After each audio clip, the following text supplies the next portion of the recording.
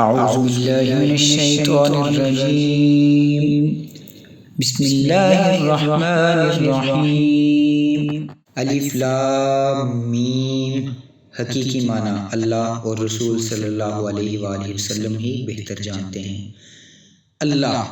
اس کے سوا کوئی لائق عبادت نہیں، وہ ہمیشہ زندہ رہنے والا ہے،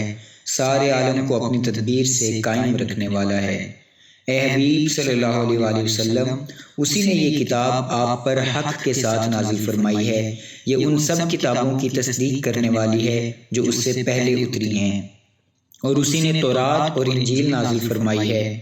جیسے اس سے قبل لوگوں کی رہنمائی کے لیے کتابیں اتاری گئیں، اور اب اسی طرح اس نے حق اور باطل میں امتیاز کرنے والا قرآن نازل فرمایا ہے۔ بے شک جو لوگ اللہ کی آیتوں کا انکار کرتے ہیں ان کے لیے سنگین عذاب ہے، اور اللہ بڑا غالب انتقام لینے والا ہے۔ یقیناً اللہ پر زمین اور آسمان کی کوئی بھی چیز مخفی نہیں۔ وہی ہے جو ماؤں کے رحموں میں تمہاری صورتیں جس طرح چاہتا ہے بناتا ہے، اس کے سوا کوئی لائق پرستش نہیں، وہ بڑا غالب بڑی حکمت والا ہے۔ وہی ہے جس نے آپ پر کتاب نازل فرمائی جس میں سے کچھ آیتیں محکم یعنی ظاہراً بھی صاف اور واضح معنی رکھنے والی ہیں، وہی احکام کتاب کی بنیاد ہیں، اور دوسری آیتیں متشابہ یعنی معنی میں کئی احتمال اور اشتباہ رکھنے والی ہیں۔ سو وہ لوگ جن کے دلوں میں کجی ہے اس میں سے صرف متشابہات کی پیروی کرتے ہیں، فقط فتنہ پروری کی خواہش کے زیر اثر اور اصل مراد کی بجائے من پسند معنی مراد لینے کی غرض سے، اور اس کی اصل مراد کو اللہ کے سوا کوئی نہیں جانتا۔ اور علم میں کامل پختگی رکھنے والے کہتے ہیں کہ ہم اس پر ایمان لائے، ساری کتاب ہمارے رب کی طرف سے اتری ہے، اور نصیحت صرف اہل دانش کو ہی نصیب ہوتی ہے، اور عرض کرتے ہیں اے ہمارے رب، ہمارے دلوں میں کجی پیدا نہ کر، اس کے بعد کہ تو نے ہمیں ہدایت سے سرفراز فرمایا ہے، اور ہمیں خاص اپنی طرف سے رحمت عطا فرما، بے شک تو ہی بہت عطا فرمانے والا ہے۔ اے ہمارے رب، بے شک تو اس دن کے جس میں کوئی شک نہیں سب لوگوں کو جمع فرمانے والا ہے، یقیناً اللہ اپنے وعدہ کے خلاف نہیں کرتا۔ بے شک جنہوں نے کفر کیا، نہ ان کے مال انہیں اللہ کے عذاب سے کچھ بھی بچا سکیں گے، اور نہ ان کی اولاد، اور وہی لوگ دوزخ کا ایندھن ہیں۔ ان کا بھی قوم فرعون اور ان سے پہلی قوموں جیسا طریقہ ہے، جنہوں نے ہماری آیتوں کو جھٹلایا تو اللہ نے ان کے گناہوں کے باعث انہیں پکڑ لیا، اور اللہ سخت عذاب دینے والا ہے۔ کافروں سے فرما دیں تم عنقریب مغلوب ہو جاؤ گے اور جہنم کی طرف ہانکے جاؤ گے، اور وہ بہت ہی برا ٹھکانہ ہے۔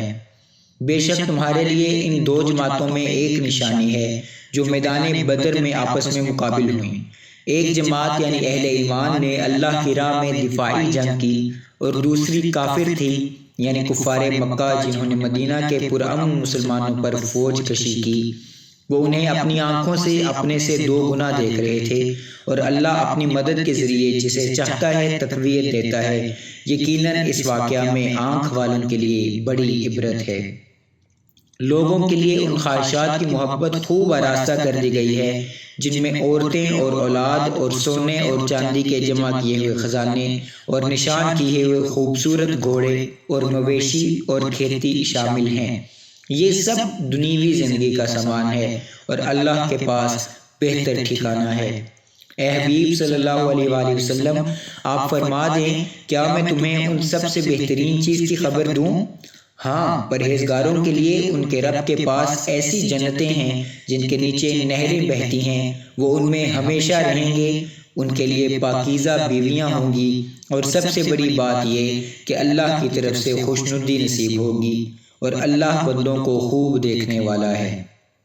یہ وہ لوگ ہیں جو کہتے ہیں اے ہمارے رب، ہم یقیناً ایمان لے آئے ہیں، سو ہمارے گناہ معاف فرما دے اور ہمیں دوزخ کے عذاب سے بچا لے۔ یہ لوگ صبر کرنے والے ہیں اور قول و عمل میں سچائی والے ہیں، اور ادب و اطاعت میں جھکنے والے ہیں، اور اللہ کی راہ میں خرچ کرنے والے ہیں، اور رات کے پچھلے پہر اٹھ کر اللہ سے معافی مانگنے والے ہیں۔ اللہ نے اس بات پر گواہی دی کہ اس کے سوا کوئی لائق عبادت نہیں، اور فرشتوں نے اور علم والوں نے بھی، اور ساتھ یہ بھی کہ وہ ہر تدبیر عدل کے ساتھ فرمانے والا ہے۔ اللہ کے سوا کوئی لائق پرستش نہیں، وہی غالب حکمت والا ہے۔ بے شک دین اللہ کے نزدیک اسلام ہی ہے،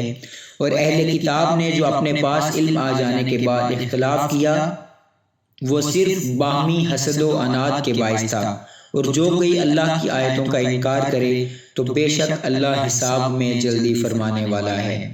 اے حبیب صلی اللہ علیہ وآلہ وسلم، اگر پھر بھی آپ سے جھگڑا کریں تو فرما دیں کہ میں نے اور جس نے بھی میری پیروی کی اپنا روئے نیاز اللہ کے حضور جھکا دیا ہے، اور آپ اہل کتاب اور ان پڑھ لوگوں سے فرما دیں کیا تم بھی اللہ کے حضور جھکتے ہو، یعنی اسلام قبول کرتے ہو؟ پھر اگر وہ فرما برداری اختیار کر لیں تو وہ حقیقتاً ہدایت پا گئے، اور اگر منہ پھیر لیں تو آپ کے ذمہ فقط حکم پہنچا دینا ہی ہے، اور اللہ بندوں کو خوب دیکھنے والا ہے۔ یقیناً جو لوگ اللہ کی آیتوں کا انکار کرتے ہیں اور انبیاء کو ناحق قتل کرتے ہیں، اور لوگوں میں سے بھی انہیں قتل کرتے ہیں جو عدل و انصاف کا حکم دیتے ہیں، سو آپ انہیں دردناک عذاب کی خبر سنا دیں۔ یہ وہ لوگ ہیں جن کے اعمال دنیا اور آخرت دونوں میں غارت ہو گئے، اور ان کا کوئی مددگار نہیں ہوگا۔ کیا آپ نے ان لوگوں کو نہیں دیکھا جنہیں علم کتاب میں سے ایک حصہ دیا گیا؟ وہ کتاب الہی کی طرف بلائے جاتے ہیں تاکہ کتاب ان کے درمیان نزاعات کا فیصلہ کر دے، تو پھر ان میں سے ایک طبقہ منہ پھیر لیتا ہے، اور وہ روح گردانی کرنے والے ہی ہیں۔ یہ روح گردانی کی جرت اس لیے کہ وہ کہتے ہیں کہ ہمیں گنتی کے چند دنوں کے سوا دوزخ کی آگ مس نہیں کرے گی، اور وہ اللہ پر جو بہتان باندھتے رہتے ہیں اس نے ان کو اپنے دین کے بارے میں فریب میں مبتلا کر دیا ہے۔ سو کیا حال ہوگا جب ہم ان کو اس دن جس کے برپا ہونے میں کوئی شک نہیں جمع کریں گے، اور جس جان نے جو کچھ بھی اعمال میں سے کمایا ہوگا اسے اس کا پورا پورا بدلہ دیا جائے گا، اور ان پر کوئی ظلم نہیں کیا جائے گا۔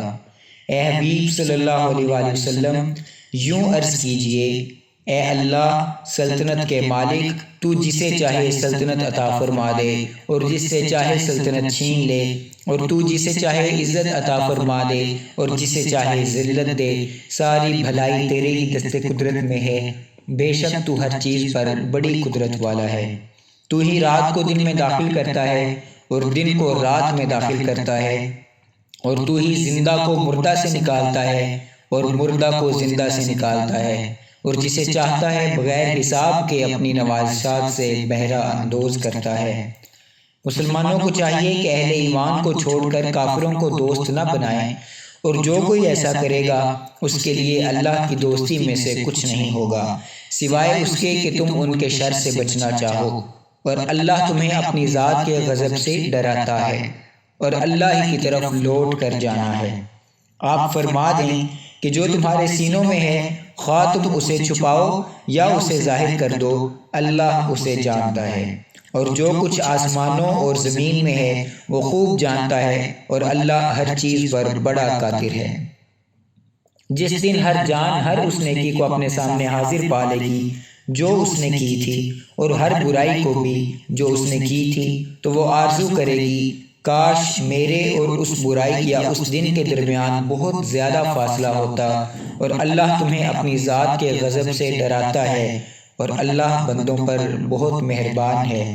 اے حبیب صلی اللہ علیہ وآلہ وسلم، آپ فرما دیں اگر تم اللہ سے محبت کرتے ہو تو میری پیروی کرو، تب اللہ تمہیں اپنا محبوب بنا لے گا اور تمہارے لیے تمہارے گناہ معاف فرما دے گا، اور اللہ نہایت بخشنے والا مہربان ہے۔ آپ فرما دیں کہ اللہ اور رسول صلی اللہ علیہ وآلہ وسلم کی اطاعت کرو، پھر اگر وہ روح گردانی کریں تو اللہ کافروں کو پسند نہیں کرتا۔ بے شک اللہ نے آدم علیہ السلام کو اور نوح علیہ السلام کو اور آل ابراہیم کو اور آل عمران کو سب جہان والوں پر بزرگی میں منتخب فرما لیا۔ یہ ایک ہی نسل ہے، ان میں سے بعض بعض کی اولاد ہیں، اور اللہ خوب سننے والا خوب جاننے والا ہے۔ اور یاد کریں جب عمران کی بیوی نے عرض کیا اے میرے رب جو میرے پیٹ میں ہے میں اسے دیگر ذمہ داریوں سے آزاد کر کے خالص تیری نظر کرتی ہوں، سو تو میری طرف سے یہ نذرانہ قبول فرما لے، بے شک تو خوب سننے والا خوب جاننے والا ہے۔ پھر جب اس نے لڑکی جنی تو عرض کرنے لگی مولا میں نے تو یہ لڑکی جنی ہے، حالانکہ جو کچھ اس نے جنا تھا اللہ اسے خوب جانتا تھا۔ وہ بولی اور لڑکا جو میں نے مانگا تھا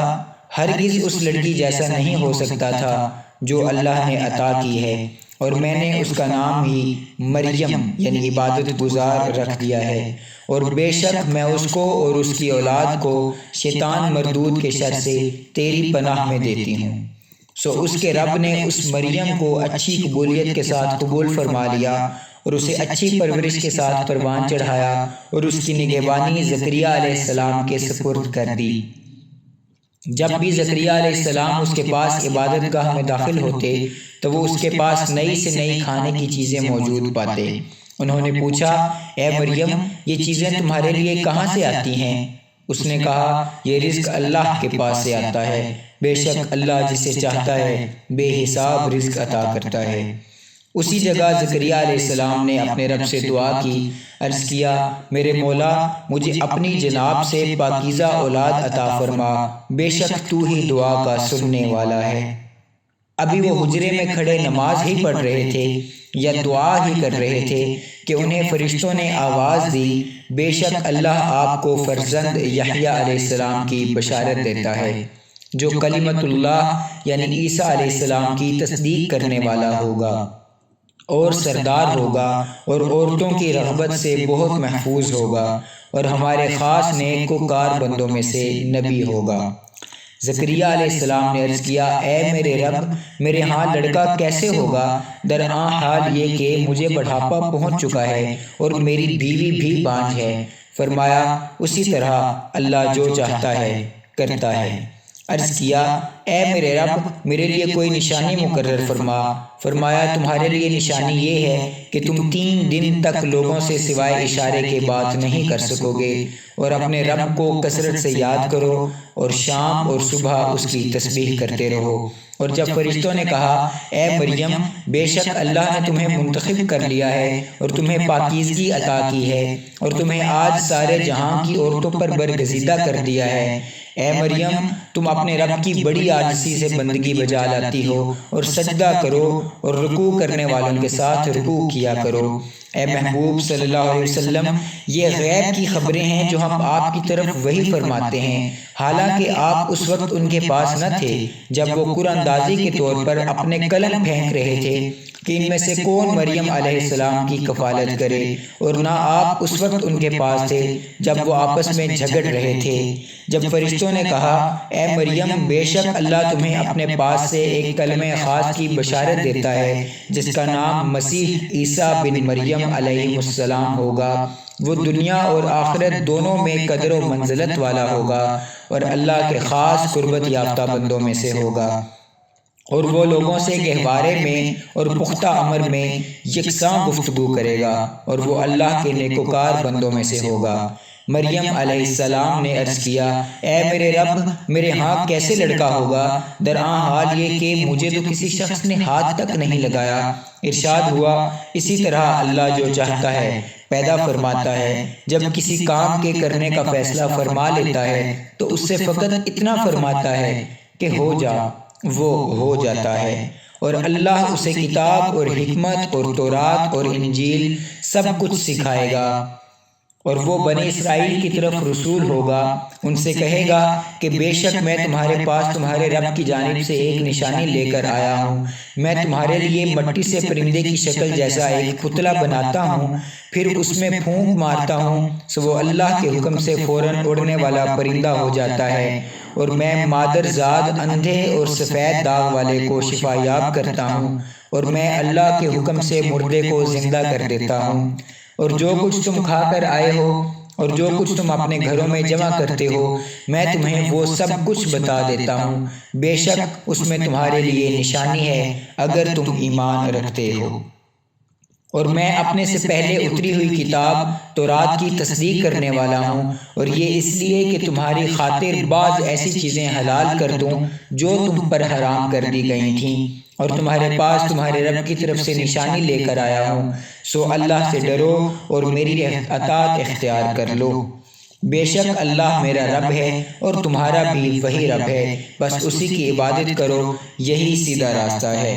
پھر جب عیسیٰ علیہ السلام نے ان کا کفر محسوس کیا تو اس نے کہا، اللہ کی طرف کون لوگ میرے مددگار ہیں؟ تو اس کے مخلص ساتھیوں نے عرض کیا، ہم اللہ کے دین کے مددگار ہیں، ہم اللہ پر ایمان لائے ہیں، اور آپ گواہ رہیں کہ ہم یقیناً مسلمان ہیں۔ اے ہمارے رب، ہم اس کتاب پر ایمان لائے جو تو نے نازل فرمائی، اور ہم نے اس رسول کی اتباع کی، سو ہمیں حق کی گواہی دینے والوں کے ساتھ لکھ لے۔ پھر یہودی کافروں نے عیسیٰ علیہ السلام کے قتل کے لیے خفیہ سازش کی، اور اللہ نے عیسیٰ علیہ السلام کو بچانے کے لیے مخفی تدبیر فرمائی، اور اللہ سب سے بہتر مخفی تدبیر فرمانے والا ہے۔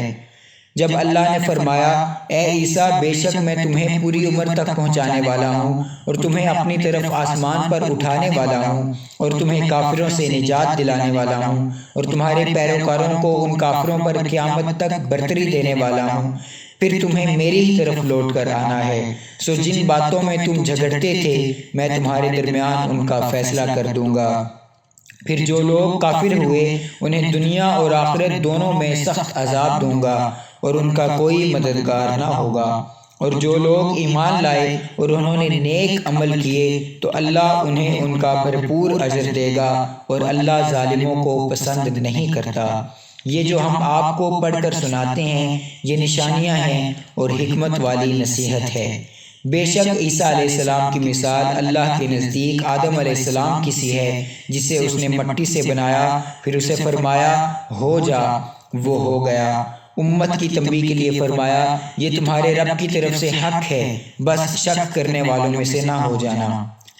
بس آپ کے پاس علم آ جانے کے بعد جو شخص عیسیٰ علیہ السلام کے معاملے میں آپ سے جھگڑا کرے تو آپ فرما دیں کہ آ جاؤ، ہم مل کر اپنے بیٹوں کو اور تمہارے بیٹوں کو، اور اپنی عورتوں کو اور تمہاری عورتوں کو، اور اپنے آپ کو بھی اور تمہیں بھی ایک جگہ پر بلا لیتے ہیں، پھر ہم مباہلہ یعنی گڑ گڑا کر دعا کرتے ہیں اور جھوٹوں پر اللہ کی لعنت بھیجتے ہیں۔